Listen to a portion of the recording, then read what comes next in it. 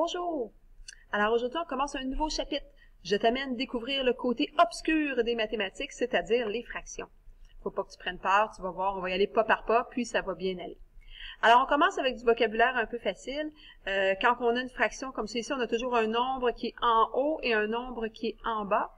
Alors comment on appelle le nombre qui est en haut? Eh bien, je t'ai mis un petit indice ici, ça commence par nu, comme un nuage. Un nuage, hein, ça va en hauteur, donc ça va s'élever dans le ciel, et ton nombre qui est ici, il s'élève, c'est celui qui est en haut aussi. Donc, c'est pour faire un petit lien entre les deux, ça s'appelle finalement un numérateur. Donc, numérateur, j'ai mis un nuage, parce que ça commence de la même façon, numérateur, nuage, et le nuage est en haut dans le ciel, comme ton numérateur qui est en haut dans ta fraction. Le deuxième nombre, celui qui est en bas, on a mis un petit diable ou encore un petit démon. Quand on parle du diable, des fois, hein, dans la vieille mentalité, le diable était comme au centre de la terre, c'est là que tu allais, si tu n'allais pas au paradis dans le ciel, tu allais avec le diable et le démon au centre de la terre. Et donc, ça va commencer par le mot « dé ». Donc, tantôt, on avait un numérateur, là, on a un dénominateur. Donc, dénominateur, ça ressemble beaucoup à démon, démon qui est en bas au centre de la terre. Donc, c'est juste un petit truc pour retenir numérateur en haut, dénominateur en bas. Au primaire, vous fonctionnez beaucoup avec des dessins, ce qui fait qu'on en a mis un ici, mais de plus en plus, là, nous, on va laisser tomber un peu les dessins, mais juste pour faire un lien quand même avec ce que tu as déjà vu. 3/5, ça veut dire 3 parties sur 5, donc je pourrais aller colorier ici 3 parties sur un total de 5, et je viens de représenter 3/5. Donc, comme j'ai dit, on va essayer tranquillement pas vite de laisser de côté les dessins, par contre. Alors, si je continue, transformation d'un nombre fractionnaire en fraction. Donc, il arrive des moments où est-ce que tu vas avoir comme ça un nombre avec une fraction. On appelle ça un nombre fractionnaire. Et pour certains problèmes, tu peux avoir besoin de transformer ce nombre fractionnaire-là en fraction complète, si on peut dire. Donc, si je vais justement par un petit dessin pour commencer à te faire comprendre. Donc, si je regarde ça peut être une tarte ou une pizza ou peu importe là, ce que j'ai ici. Donc, si je vois ça comme étant une tarte et que là, j'ai 2 et 3/4, ben ça veut dire 2 3/4 que j'ai une tarte complète, une deuxième tarte complète parce que au total, j'en ai 2 des tartes. Et dans la troisième, j'ai 3/4 ici qui serait peut-être mangé ou utilisé, peu importe. Donc, mon 2 et 3/4, c'est de ça que ça a l'air. 2 complets et 3/4.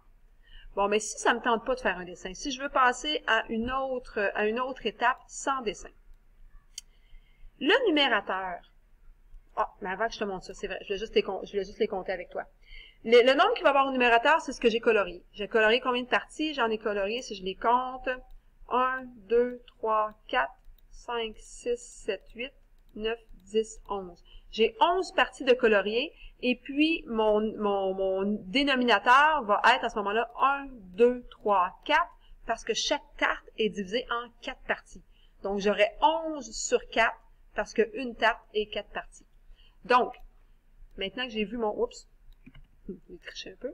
Maintenant que j'ai vu mon 11 sur 4, allons voir comment trouver le fameux 11 si ça ne me tente pas de passer par le dessin. Donc, tu vois que le dénominateur est resté pareil. J'avais 4, c'est resté 4. Maintenant, le 11, comment je peux faire pour le découvrir? Bien, tu t'en viens finalement faire le nombre entier que tu avais. Donc, tu avais 2 tartes complètes. Multiplié par ton dénominateur qui est 4. Donc, 2 fois 4. Ça te fait 8. Et là, tu vas aller ajouter les 3 que tu as ici, qui vont faire 11. Pourquoi on fait ça comme ça? Bien, quand tu y penses, regarde dans ton dessin. Donc, dans ton dessin, tu as 2 tartes ici. Donc, 2 tartes. Dans chacune des tartes, tu as 1, 2, 3, 4 parties, donc 2 fois 4. Et dans la dernière tarte, tu en as 1, 2, 3 que tu n'as pas encore compté, plus 3. Mais regarde ce que j'ai marqué en haut, c'est la même chose. 2 fois 4 plus 3.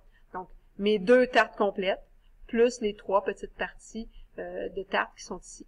Donc, c'est ce qui va me donner mon 11. Donc, si on fait la même chose avec la fraction d'à côté, mais là, j'ai pas de dessin. On va commencer par ignorer le négatif. Fait que si tu préfères, cache-le, ok, pour pas le regarder, là, on l'ignore pour commencer. Donc, on a dit qu'on faisait le dénominateur multiplié par mon entier. Donc, tu vas faire 4 fois 9. Donc, 4 fois 9, là, tu cherches dans ta tête combien ça fait. Ok, ça fait 36. Et là, tu vas aller ajouter les deux petites parties ici qui restent. Ça va te faire 38. Donc, tu devrais avoir, c'est comme ça. Donc, ton 4 fois 9 qui donne 36, plus 2, 38. C'est bien ce que j'ai ici, 38 sur 9. J'avais dit qu'on va oublier le moins. Donc, une fois que tu as trouvé ton 38 sur 9, tu viens rajouter un petit moins en avant. Donc, c'est comme si tu avais un petit moins en avant de tout ce calcul-là que tu viens de faire. Donc, c'est pour ça que je l'ai mis entre parenthèses. Donc, la façon de faire quand tu as un négatif, tu oublies le moins, tu fais ton calcul comme si de rien n'était, et après ça, tu viens recoller, tu viens remettre le petit moins en avant de ta réponse. Donc, moins 38, 9e. Si on met en mots ce qu'on vient de faire ici, ce que tu dois faire, tu prends l'entier que tu as en avant, multiplié par le dénominateur qui est en bas, additionné au numérateur qui est en haut, puis tout ça, ça reste sur ton dénominateur que tu avais au début. Donc, tu étais sur 9, ta réponse est sur 9. Tu étais sur 4, la réponse est toujours sur 4. J'ai un petit chiffre qui n'est pas rapport ici, je vais mettre caché. Alors, on a un petit message ici. Il faut combien de parties de 1 quart pour faire un entier? Donc, tu en as besoin de combien de quarts si tu veux faire un entier? Si tu regardes ton dessin, là, tu as 1 quart, 2 quarts, 3 quarts, 4 quarts. Donc, 4 parties de 1 quart vont faire un entier, c'est-à-dire que ça va faire 4 sur 4. Et à ce moment-là, 4 sur 4, c'est la même chose que 1. Hein, 4 sur 4, là, tu peux aller simplifier ta fraction, donc 4 divisé par 4. C'est bon de te rappeler qu'une fraction, c'est une division, donc ça va te donner 1. On va faire le contraire maintenant. Tantôt, on a pris un nombre fractionnaire qu'on a mis en fraction.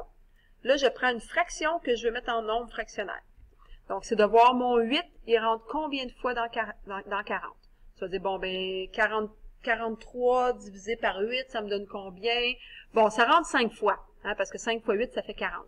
Donc, ça veut dire que ton entier que tu vas avoir devant, ça va être un 5. Mais une fois que tu as fait 5 fois 8, 40, ben, il t'en reste, là, parce que ici, tu avais 43. Il va t'en rester combien? Il va t'en rester 3.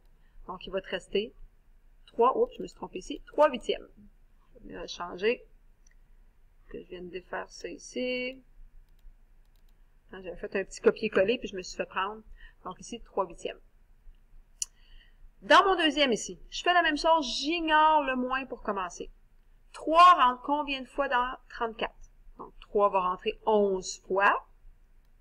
Donc, le petit moins, je vais venir le rajouter à la fin tout simplement. Donc, 3, il rentre 11 fois. Et si je fais 11 fois 3, ça va me donner 33. Donc, il va m'en rester ici. J'en avais 34, j'en enlève 33, il va m'en rester 1. Donc, 1 tiers. Et quand tu as écrit ton 11 et 1 tiers, tu viens rajouter le moins en avant de ta réponse. Donc, le calcul que tu vas faire, c'est de prendre ton numérateur, diviser par ton dénominateur, donc combien de fois ça rentre dedans, et ensuite tu gardes ton reste ici comme étant un numérateur.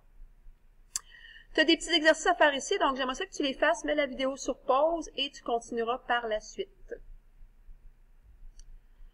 Alors, tu es supposé avoir déjà fait t'es supposé avoir mis la vidéo sur pause, avoir fait tes calculs et avoir trouvé les réponses. Je te mets les réponses rapidement, mais sans les expliquer. Donc, si jamais tu ne comprends pas, c'est important que tu me poses la question en classe. Donc, le premier, 32 quarts. J'ai-tu fait une erreur? Juste un instant, ça va être 30, 35. Une chance que j'ai vérifié ma réponse.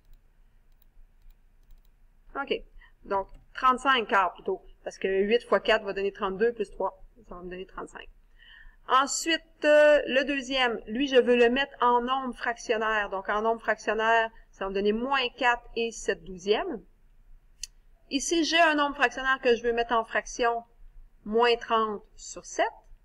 Et finalement, le dernier, 29 tiers, je mets ça en nombre fractionnaire, ça va me donner 9 et 2 tiers. Donc, s'il y a des choses que tu ne comprends pas, viens me poser la question en classe.